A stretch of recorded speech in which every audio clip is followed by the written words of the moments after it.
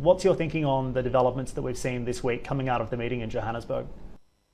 Well, BRICS was always a very mixed bag. It was a creation of investment bankers on Wall Street who thought they saw developing markets, but these countries don't go together naturally. I mean, I think particularly India and Brazil, if they had their druthers, ought to get out of this group to begin with.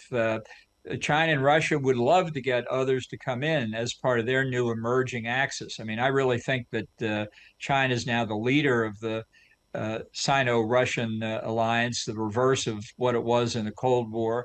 And they'd very much like to get others to come in as they see what's happening around them. Why South Africa would want to get involved in that, I don't know. They've invited to join them in the meeting that's just been held Saudi Arabia, United Arab Emirates, and Iran.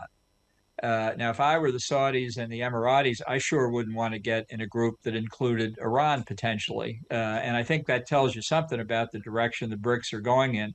I don't think they constitute a serious challenge at this point. Because the biggest economy of the group, China, is itself now going into a period of potential real trouble.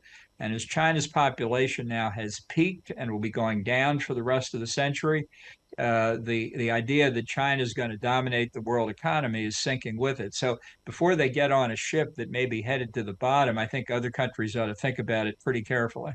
How do you think the United States is thinking about this, though, particularly those in the White House, when we have Saudi Arabia, the UAE, and Iran joining this group together? This is an unprecedented grouping, especially from a Middle East perspective. Do you think it says something about American influence and America's posture when it comes to foreign policy and security on the world stage? Well, I think what it says first, most of all, is China's desire to get hydrocarbons because it's so energy poor as in terms of natural resources. The fact is the Gulf Arab states are at their wits' end with the Biden administration. The Saudis, in particular, the administration came in saying that this because of the Khashoggi murder, the Saudis were outlaws. The administration's climate change aspirations implies they're going to put the Gulf Arabs, the oil producing states, out of business for drilling all that terrible oil and natural gas. And, frankly, the White House pursuit of getting back in the 2015 Iran nuclear deal has driven the Gulf Arabs to distraction, driven them closer to Israel, ironically, because they at least share the same strategic view of the threat that Iran poses.